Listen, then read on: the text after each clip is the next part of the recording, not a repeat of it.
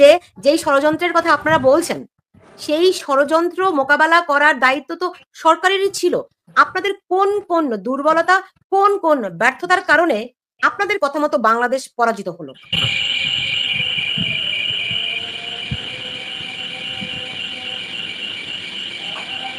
দেখুন, এটাকে আমরা কোনো আন্দোলন গণ অভ্যুত্থান হিসেবে দেখি।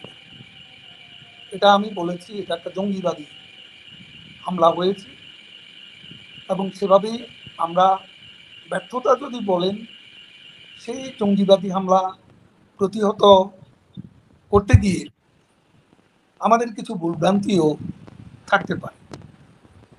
তা না হলে তারা সাকসেসফুল হলো কেমন করে, এটাও সত্য।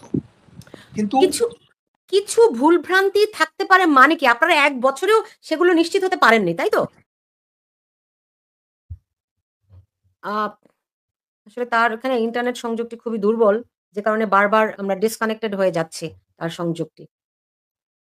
আ আমি বাই দিস টাইম আরো অনেকেই প্রশ্ন করেছেন। নূর হাসান একটি প্রশ্ন করেছেন ওবায়দুল কাদেরের কাছে। তিনি বলছেন যে, "আপনারা জনগণের কাজ করেছেন কিন্তু যদি তৃণমূল সাধারণ আ দাঁড়ান তারা মানে সাধারণ মানুষ অনেক বিপদে আছে। তৃণমূল অনেক বিপদে আছে" সে কথাটি বলতে চেয়েছে আওয়ামী লীগের যারা তৃণমূলের কর্মী রয়েছে।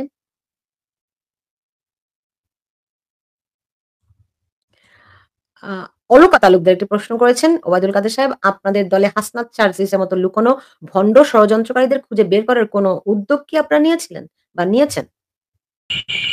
জি, জনাব ওবায়দুল কাদের আপনাকে সংযোগটা তো বারবার বিচ্ছিন্ন হয়ে যাচ্ছে। বাই দিস টাইম আমি কিছু প্রশ্ন মানুষ যে প্রশ্নগুলো আপনাদেরকে করছে ২-১ টি প্রশ্ন আমি বলছিলাম। জি, আপনার কাছে প্রশ্ন রেখেছিলাম যে আপনি এখনো বলছেন যদি কোনো ভুল হয়ে থাকে। আপনারা কি ১ বছরেও নিশ্চিত হতে পারেননি কি ভুল আপনাদের হয়েছে?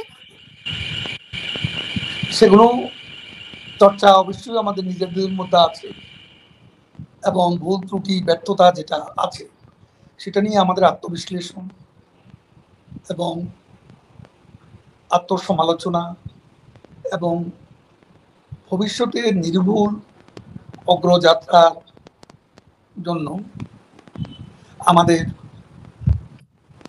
ভুল ত্রুটি থেকে, আমি বলবো অতীতের ভুল ত্রুটি থেকে শিক্ষা নেওয়া, এটা রাজনীতিকদের অবশ্যই করণীয় দায়িত্ব কর্তব্য বলে আমরা মনে করি। সেটা যখন বাংলাদেশে আমরা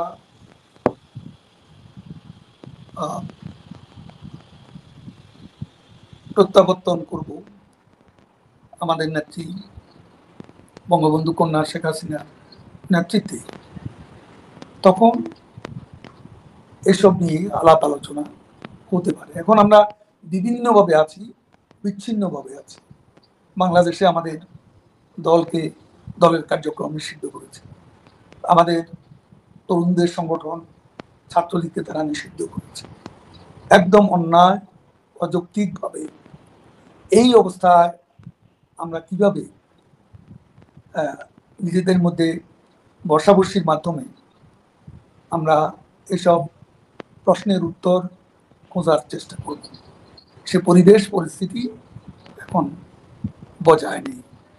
যখন সময় আসবে তখন অবশ্যই চুলচেরা বিশ্লেষণ আমরা করব। কিন্তু গত ১ বছরে আপনারা কি কোনোভাবে সংগঠিত হতে পেরেছেন? আমরা একেবারেই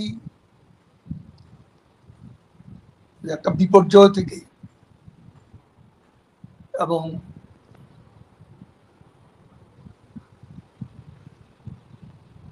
একটা ভয়ানক ভূকম্পনের মতো অবস্থা থেকে আমরা আমাদের পার্টিকে নতুনভাবে সংগঠিত করা, এই কাজটি খুব দুরূহ এবং কঠিন। আমাদের কোথাও দাঁড়াতে দিচ্ছে না। আমাদের বাড়িঘর হামলা হয়েছে, পুড়িয়ে দেওয়া হয়েছে, ধ্বংস করা হয়েছে। আমাদের ঢাকা থেকে সারা বাংলাদেশে আমাদের অফিসগুলো সম্পূর্ণ ধ্বংস এবং আমাদের কর্মীরা অনেকেই জেলে, প্রতিনিয়তই মবক্রেসি বা মব যে ভায়োলেন্সের মাধ্যমে আমাদের কর্মীদের নিপীড়ন করা হচ্ছে, নির্যাতন করা হচ্ছে, কেউ ঘর বাড়িতে থাকতে পারছে না এবং এক কঠিন সময় অতিক্রম করছে আমাদের কর্মীরা। এর মধ্যে আমরা একটা বিষয়ে আমরা আজকে গর্বের সঙ্গে বলতে পারি যে বাংলাদেশের জনগণ আর সঠিক পরিস্থিতি অনুধাবন করছে। মানুষের মুখে মুখে এখন শেখ হাসিনার নাম উচ্চারিত হচ্ছে। তার আমলে মানুষ ভালো ছিল, সেটা আজকে মানুষের মুখেই শোনা যাচ্ছে। কোথায় শুনছেন আপনারা এই কথা? যে মানুষের মুখে, মুখে শেখ হাসিনার নাম উচ্চারিত হচ্ছে, এই কথা আপনারা কোথায় শুনছেন? আমরা কোনো বিচ্ছিন্ন দ্বীপের বাসিন্দা নই, বা আমরা যেখানেই আছি বাংলাদেশের জনগণের সঙ্গে আছি। আমাদের দল জনগণের দল। জনগণের সমর্থন আছে কি নেই, জনগণ আমাদেরকে কিভাবে দেখছে সেটা বোঝার ক্ষমতা যদি না থাকে তাহলে তো আমাদের রাজনীতি করা উচিত। জনাব ওবায়দুল কাদের, যদি এখানেই যদি আপনাকে ধরি যে আপনারা কি মানুষের সেই পালসটি বুঝতে পেরেছিলেন? ধরেন জঙ্গি হামলা যদি হয়েও থাকে, সেখানে মানুষ যে একাত্ম হয়ে গিয়েছিল, মানুষ যে আওয়ামী লীগ সরকারের উপর বিরক্ত ছিল, বিতৃষ্ণা ছিল, এই পালস মানুষের এই উপলব্ধিগুলো কি আপনারা ৫ই আগস্টের আগ পর্যন্ত বুঝতে পেরেছিলেন? আমরা তো সরকারে ছিলাম, আমরা মানুষের যে চাহিদা আকাঙ্ক্ষা একটা সরকারের কাছে, সেটা বাস্তবায়নে আমরা কার্পণ্য করিনি। শেখ হাসিনার নেতৃত্বে বাংলাদেশের যে উন্নয়ন হচ্ছে সেটা বিশ্বের বিস্ময়। আজকের মেট্রো রেল, পদ্মা সেতু, আজকে এলিভেটেড এক্সপ্রেসওয়ে, আজকে অনেকগুলো কয়েক ডজন ওভারপাস, কয়েক ডজন ফ্লাইওভার, রেলওয়ে ওভারপাস এবং 100 সেতু একদিনে উদ্বোধন করেছিলেন আমাদের নেত্রী। তারপর আবার এই ঘটনার মাস দুয়েক আগে একদিনে 150 সেতুর উদ্বোধন করেছিলেন। সমতলে, পাহাড়ে, সর্বত্রই রাস্তা, যোগাযোগ ব্যবস্থা বৈপ্লবিক পরিবর্তন। রূপপুর পারমাণবিক বিদ্যুৎ কেন্দ্র, মাতার বাড়ি, তারপর আপনি দেখুন যে সেই বরিশাল, বৃহত্তর বরিশালে যে প্রকল্প, যে বিদ্যুৎ কয়লা বিদ্যুৎ কেন্দ্র সেটা, এবং গভীর সমুদ্রে সেখানে যে প্রকল্প, পায়রা গভীর সমুদ্র বন্দরের কথা বলছেন। পায়রা সমুদ্র বন্দর, জনাব ওবায়দুল কাদের, বুঝতে পারছি কেউ অস্বীকার করছে না। আওয়ামী লীগ সরকার অনেক উন্নয়ন করছে, যা গত ৫৩ বছরে হয়নি, এই কথা কিন্তু শত্রুও অস্বীকার করছে না। কিন্তু আপনি বাংলাদেশের, আমার প্রশ্নটি আপনার কাছে, আপনি বাংলাদেশের সবচেয়ে বড়, সবচেয়ে পুরনো, সবচেয়ে পোড় খাওয়া রাজনৈতিক দলের সাধারণ সম্পাদক। আপনি কি মনে করেন গণতন্ত্র মানে শুধুই উন্নয়ন? গণতন্ত্র মানে শুধুমাত্র ব্রিজ, অবকাঠামো নির্মাণ? তা তো মনে করি না।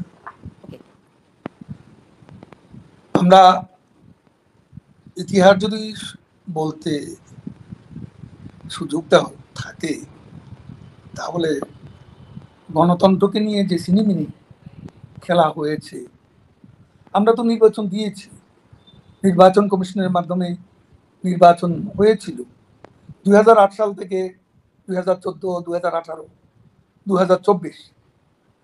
2008 সালের নির্বাচন নিয়ে তো কোনো কথা নেই, কারণ সবার অংশগ্রহণে ইলেকশনটা হয়েছে।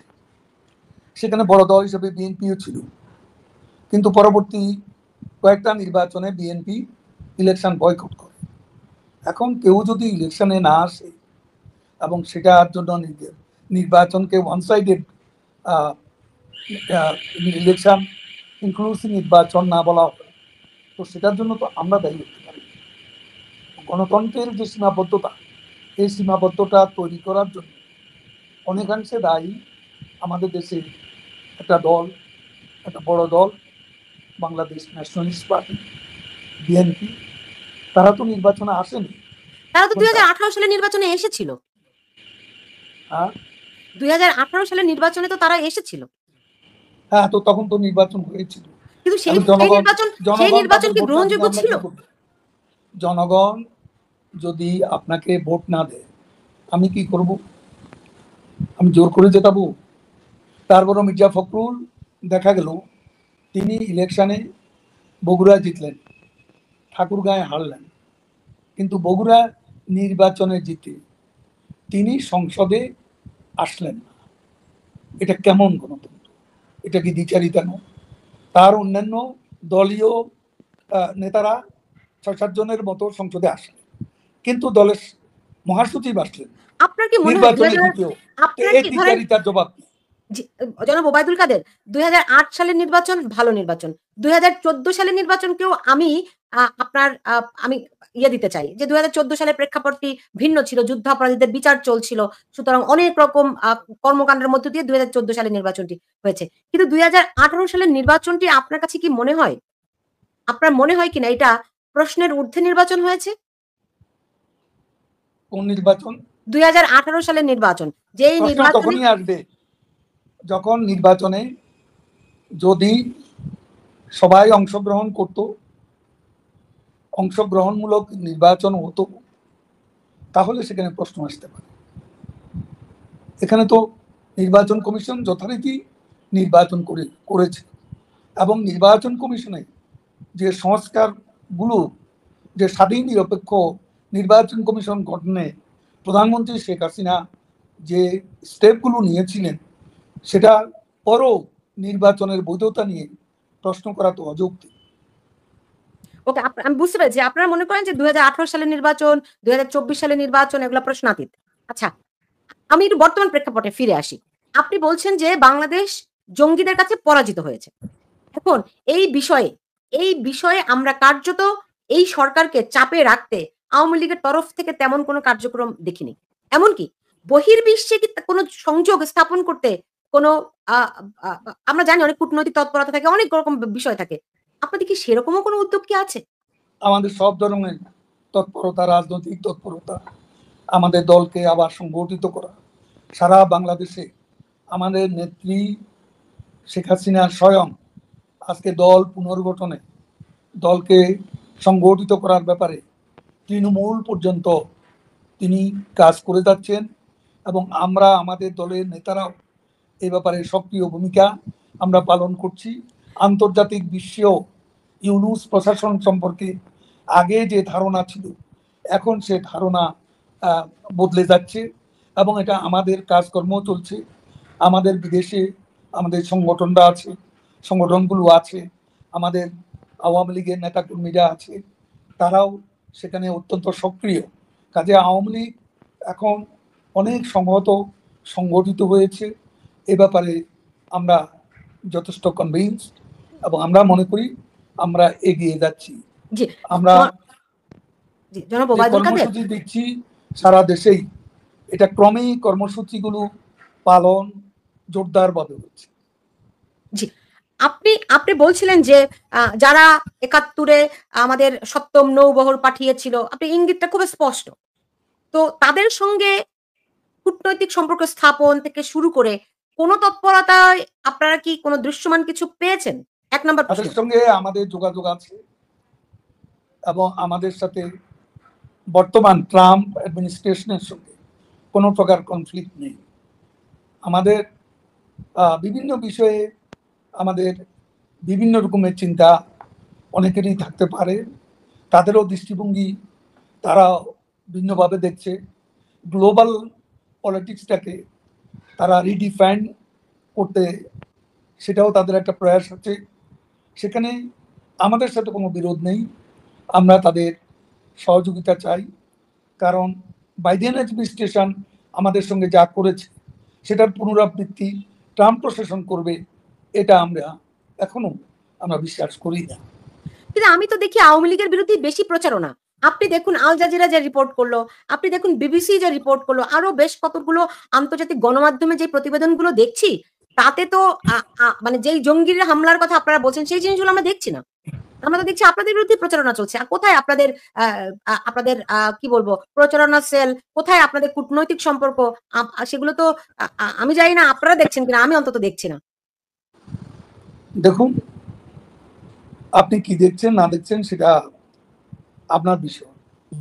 এই যে তথ্যচিত্র, এই তথ্যচিত্র কিভাবে বিকৃতভাবে এসেছে এবং এখানে ম্যানিপুলেট করে, এডিট করে, যেটার কোনো অথেন্টিসিটি নেই। অথেন্টিসিটি আমরা প্রশ্নবিদ্ধ করেছি। শেখ হাসিনার নিজের কণ্ঠস্বরকে এটাকে এডিট করে, ম্যানিপুলেট করে তথ্যচিত্রটি সাজানো হয়েছে। যেটা করেছে বিবিসি, একই জিনিস, একই কন্টেন্ট আজকে ভিন্নভাবে আল জাজিরা করেছে। তো তাদের বিরুদ্ধে আপনারা মানহানির মামলা কেন করছেন না? সেটা তো কোনো প্রমাণ নেই। আমরা তো বলছি এটা এডিটেড অ্যান্ড ম্যানিপুলেটেড। যদি এটা তাই হয়ে থাকে এটা গণমাধ্যমে এটা তো এটা এআই টেকনোলজি ব্যবহার করে এগুলো করা হচ্ছে।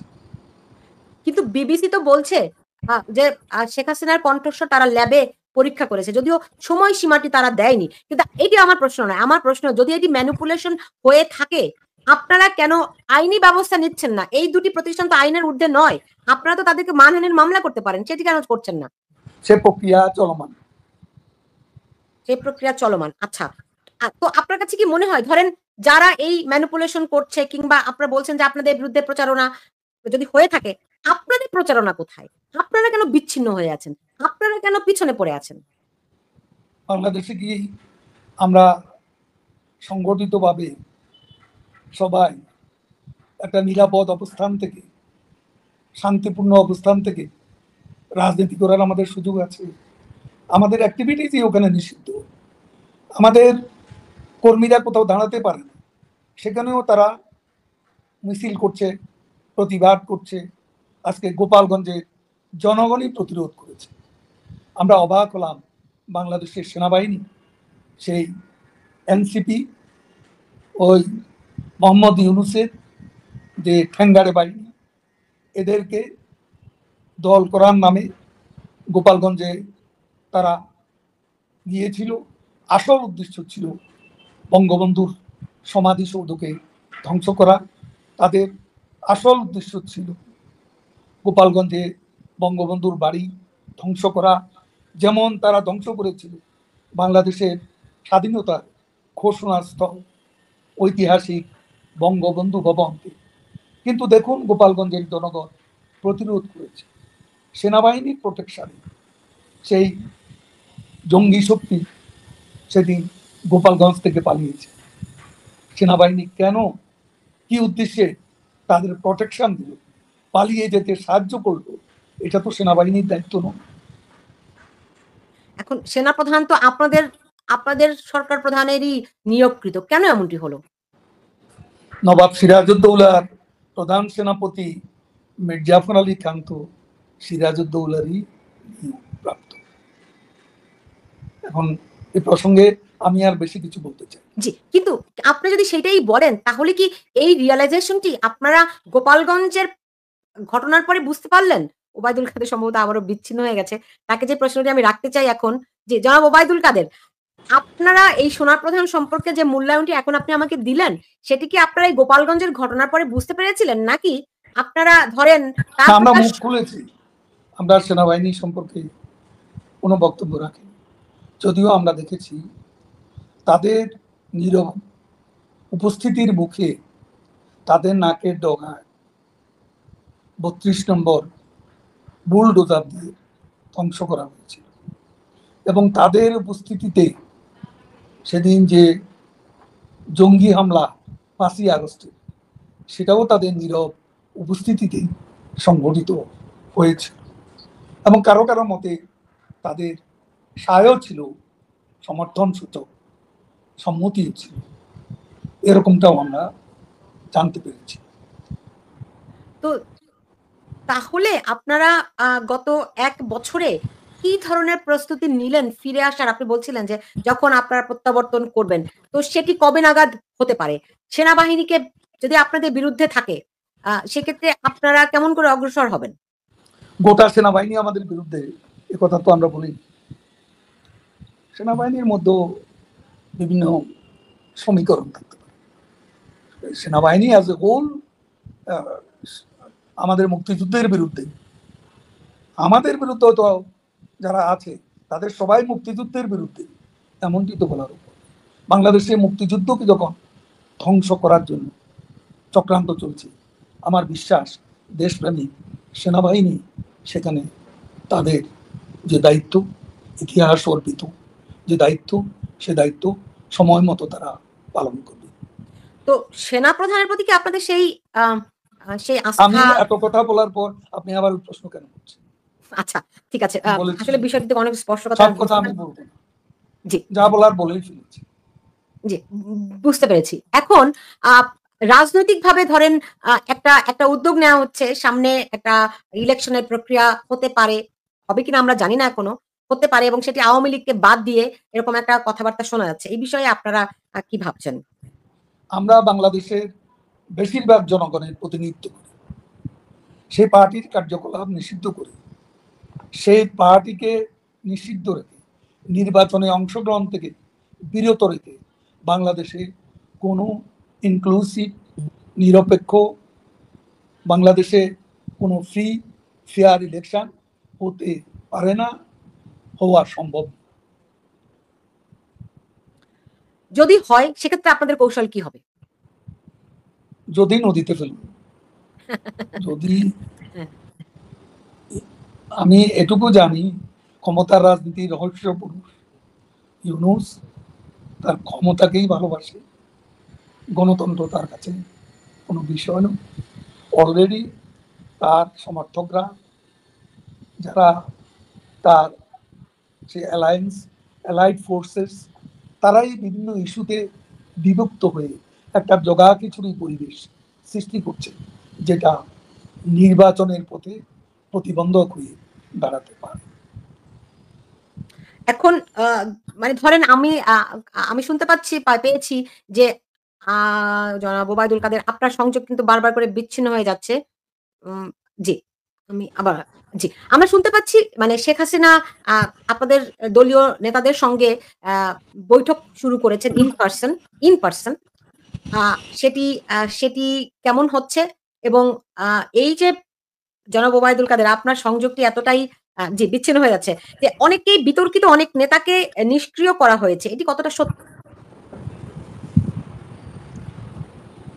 একথা মোটেও সত্য নয়। এখন এসব বাদ বিচার করার সময় নয়। এখন সবাই কাজ করছে, যারা কাজ করতে চায়। পরবর্তীতে দেখা যাবে কারা সক্রিয় থাকে, কারা নিষ্ক্রিয় থাকে। যারা এখন সক্রিয় থাকবে, সংগ্রামে আন্দোলনে থাকবে, সবকিছুই তো আমরা পর্যবেক্ষণ করছি। আর আমাকে যে প্রশ্নটা করেছেন, আমি সেটা বলতে চাই যে আমাদের পার্টিতে একটা নিয়ম আছে, 3 বছর পর পর আমাদের পার্টির সম্মেলন হয়, সম্মেলনের মধ্য দিয়ে নতুন নেতৃত্ব আসে। আর এই প্রক্রিয়ায় কাউন্সিলরদের সম্মতি নিয়ে আমাদের নেত্রী, আমাদের সভাপতি শেখ হাসিনাই এ ব্যাপারে চূড়ান্ত সিদ্ধান্ত নেন। তবে আমাদের 3 বছর, সর্বশেষ আমার 2 টার্মের পর এটা 3rd টার্ম চলছে, এটা শেষ হবে আগামী ডিসেম্বর। এখন ডিসেম্বরে আমরা কোথায় থাকব সেটা আমি জানি না, এবং তখন যদি সম্মেলন করার মতো অবস্থা না থাকে, তখন অন্তর্বর্তী কোনো ব্যবস্থা যদি নেওয়ার দরকার হয়, আমাদের নেত্রী প্রয়োজনে নিতে পারেন। আমার কোনো পদের প্রতি কোনো মোহ নেই। 3বার আওয়ামী লীগের সাধারণ সম্পাদক হয়েছে। স্বাধীনতার পর এটা কারো ভাগ্যে জুটেনি। আমি সর্বমোট 18 বছর মন্ত্রী ছিলাম। আওয়ামী লীগ করে এই সৌভাগ্য কারো জুটেছে এমন তো আমার মনে পড়ে না। এরপর কোনো পদের প্রতি আমার কোনো আকাঙ্ক্ষা নেই। আমি এখন দিতে চাই। আমার পাওয়ার ঘর সব শূন্যতাই পূরণ হয়ে গেছে। আমার কোনো কিছু পাওয়ার চাওয়ার নেই।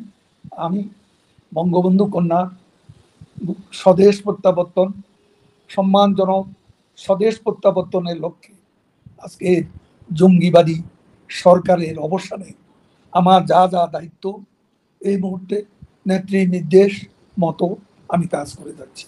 যখন আমার প্রয়োজন ফুরিয়ে যাবে তখন আমি সরে যাব। আমার এখানে কোনো অহংবোধ নেই, পদ আঁকড়ে রাখার সামান্যতম বাসনাও নেই। আপনার কি মনে হয় আপনার দলের অন্য যারা নেতৃবৃন্দ আছে তাদেরও একই রকম মনোভাব? সেটা আমি জানি না কার কি মনোভাব, তবে দৃশ্যত তো আমরা সবাই শেখ হাসিনার নেতৃত্বে একসঙ্গে কাজ করে যাচ্ছি। আচ্ছা। আ আ আপনি বলেছেন যে এখন ওই নিষ্ক্রিয়তার সুযোগ নেই। কে বিতর্কিত, কে বিতর্কিত নয় সেটিও বিবেচনার সময় নয়। সবার কাজ করতে হবে। এ কথা আপনি বলেছেন। তো এখন যেই শেখ হাসিনা যেই বৈঠকগুলো শুরু করেছেন, আমি শুনেছি যে ৫ জন ৫ জন করে নেতার সঙ্গে তিনি বৈঠক করছেন। এ ধরনের কোনো সিগন্যাল আমি তো পাইনি। আমি পাইনি, অন্য কেউ পেয়েছে সেটাও আমার জানা নেই। কারণ এখানে তিনি যেখানে আছেন সেখানে কতটুকু সম্ভব এ ধরনের ইন পার্সন আলোচনা সেটাও কিন্তু বিবেচনার বিষয়। এমনিতে তবে আমি জানি না যে এই ধরনের কোনো বৈঠক হচ্ছে এমনিতে বা এই ধরনের কোনো ইন পার্সন বৈঠক করার সুযোগ আছে সেটা আমার জানা নেই। বুঝতে পেরেছি। আ আ এমনিতে তার সঙ্গে কোনো কথাবার্তা কিংবা ধরেন দেখা আপনার কি হয়েছে কিনা? আমার সাথে দেখা একবারও হয়নি। আমি তাকে অহেতুক ডিস্টার্ব করি না। আমি চেষ্টাও করি নাই দেখা করার। প্রয়োজনীয় নির্দেশ তিনি দিলে সেটা আমি পাই। যোগাযোগ আছে, তার সেই সঙ্গে নির্দেশটা যোগাযোগ আছে কিভাবে করে পান? জরুরি প্রয়োজনে। যেভাবে পাওয়া আজকের পৃথিবীতে সম্ভব সেভাবেই হবে। ফোনে আরকি, রাইট?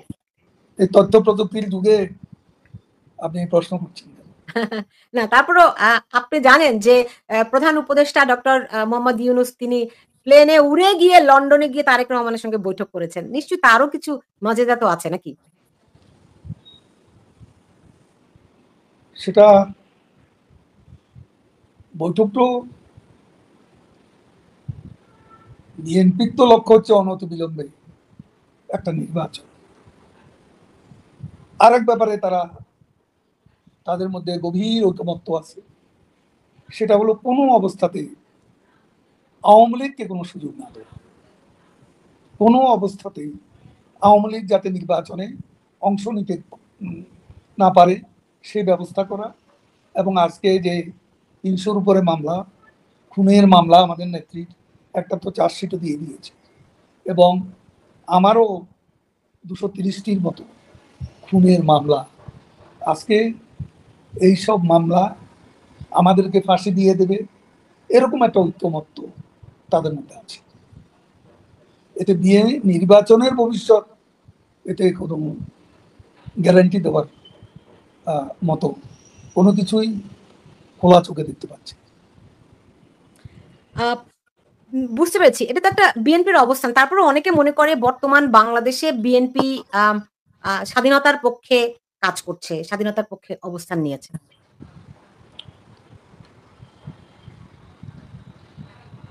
সেটা সেখানে একটা দ্বিচারিতা স্পষ্ট। স্বাধীনতা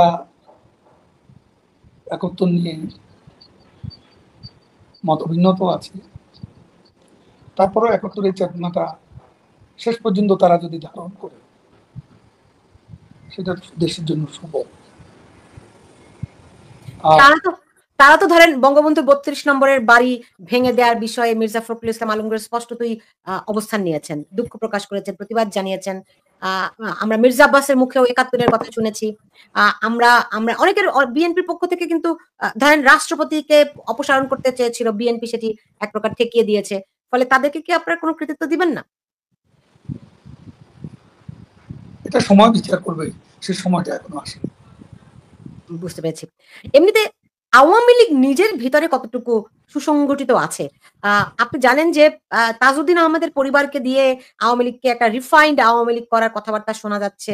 এ ধরনের ঘটনা যদি ঘটে কিংবা দেখা গেলে আপনারা কি ভূমিকা নেবেন? আওয়ামী লীগকে নিয়ে আওয়ামী লীগকে নিয়ে এই ধরনের নাটক অতীতে অনেকবার হয়েছে। তাতে আওয়ামী লীগের কোনো ক্ষতি নেই। আওয়ামী লীগ তার ঐতিহ্যবাহী, তার যে গৌরবের ইতিহাস, সেই গৌরবের ইতিহাস, মুক্তিযুদ্ধের চেতনাকে, স্বাধীনতার সুফলকে ধারণ করে আওয়ামী লীগ এক এবং অভিন্নই আছে। তাজউদ্দিন সাহেবের প্রসঙ্গ আনছেন। তাজউদ্দিন সাহেব জীবনের শেষ দিন পর্যন্ত আওয়ামী লীগ ছাড়েননি। তিনি আওয়ামী লীগ করেই আওয়ামী লীগের নেতা হিসেবে জেলের অভ্যন্তরে অন্য আরো 3 জন, সৈয়দ নজরুল ইসলাম তাজউদ্দিন, সৈয়দ নজরুল ইসলাম, মনসুর আলী সাহেব, কামরুজ্জামান সাহেব, তারা সব একসঙ্গে তাদেরকে খুন করা হয়েছে। তাজউদ্দিন সাহেবের ফ্যামিলি, সিমিন হোসেন রিমি আমাদের কেন্দ্রীয় নির্বাহী কমিটিতে আছে, প্রেসিডিয়ামের সদস্য। তো অন্য কেউ তো রাজনীতির ধারায় এটা তাদের কখনো দেখা যায়নি। তো এখন তারা তাদেরকে নিয়ে যদি কেউ খেলতে চায়, রাজনীতির এই খেলা, এই চতুর খেলা, যেটা ইউনূস সাহেবের হাতিয়ার, অন্যতম হাতিয়ার, এই খেলা খেলতে পারে, কিন্তু সফল হবে, এটা আমার বিশ্বাস। এমনিতে আপনাদের কোনো মূল্যায়ন আছে কিনা? দেখুন, সোহেল তাজকে তো আমরা যতটুকু দেখেছি, শেখ হাসিনা যথেষ্টই স্নেহ করতেন, ভালোবাসতেন। তাকে স্বরাষ্ট্র প্রতিমন্ত্রীর দায়িত্বও দিয়েছিলেন। আমরা যদি দেখি এরকম আওয়ামী লীগের আ অনেকেই দূরে সরে গেছে আওয়ামী লীগ থেকে। আমরা আ কাদের সিদ্দিকীর কথা দেখি, রাইট? মানে কেন এরকম ফজলুর রহমান, আপনি জানেন বিএনপি, বর্তমানে বিএনপি নেতা। তো এরকম অসংখ্য মানুষ, মানে অসংখ্য নেতা রয়েছেন যারা আওয়ামী লীগ থেকে দূরে চলে গেছে। এই কারণগুলো কি আপনারা আইডেন্টিফাই করেছেন কিনা? দলকে সুসংগঠিত করার ক্ষেত্রে অতীতের ভুল ভ্রান্তিগুলো বিবেচনা করে, আপনি জানেন, আপনি নিজেও বহুবার বলেছেন যে হাইব্রিডরা দলের ভিতরে ঢুকে গেছে, রাইট? তো সেই জায়গাগুলো আপনারা নতুন করে মূল্যায়ন করছেন কিনা? আমি তো বলেছি এসব মূল্যায়নের দিন, সময় এখন নয়, এবং এটা সময় যখন আসবে তখন আমরা এসব চর্চা, মূল্যায়নের সুযোগ থাকবে। বুঝতে পারছি। আওয়ামী লীগ থেকে কে গেছে, কে আছে, এবং এখানে যার যার ব্যক্তিগত আকাঙ্ক্ষাও থাকতে পারে, উচ্চাকাঙ্ক্ষা থাকতে পারে, সেখানে সমীকরণ না হলে সমস্যা হবে। আমি এভাবেই দেখতে চাই। বুঝতে পেরেছি, বুঝতে পেরেছি। আমার প্রায় শেষ করে এনেছি। যারা বর্তমানে এই তরুণ নেতৃত্ব আছে বাংলাদেশে, যারা এই আন্দোলনে জড়িয়ে ছিল, কিংবা যে আপনি বলেছেন যে তারা আ আ বিভ্রান্ত হয়েছে, হোয়াটএভার। তো আপনারা যদি ফিরে আসেন, অনেকেই ভয় দেখায় যে আওয়ামী লীগ আসছে, আওয়ামী লীগ আসছে বলে একটা আতঙ্ক তৈরি হচ্ছে। যে অনেকেরই ধারণা আওয়ামী লীগ আসলে একটা ভয়াবহ ঘটনা ঘটবে। সো যদি আপনারা ফিরে আসেন, এদের ক্ষেত্রে আপনারা কি করবেন? আপনাদের সিদ্ধান্ত কি হবে, বা আ ভূমিকাটা আপনারা কি নেবেন?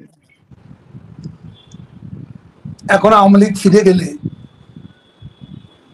সেটা আতঙ্কের বিষয়। দেশের মানুষ খুশি হবে। দেশের মানুষের এই মুহূর্তে চাওয়া শেখ হাসিনা, আওয়ামী লীগ ফিরে আসুক। আমি বিশ্বাস করি আওয়ামী লীগের, শেখ হাসিনার স্বদেশ প্রত্যাবর্তন বাংলাদেশে একটা সদর্থক রাজনীতির বার্তাই বয়ে নেবে এবং সুবাতাস করবে। যারা আন্দোলন করেছে, আন্দোলনে সরাসরি যুক্ত থেকেছে, তাদের জন্য আপনাদের বার্তা কি?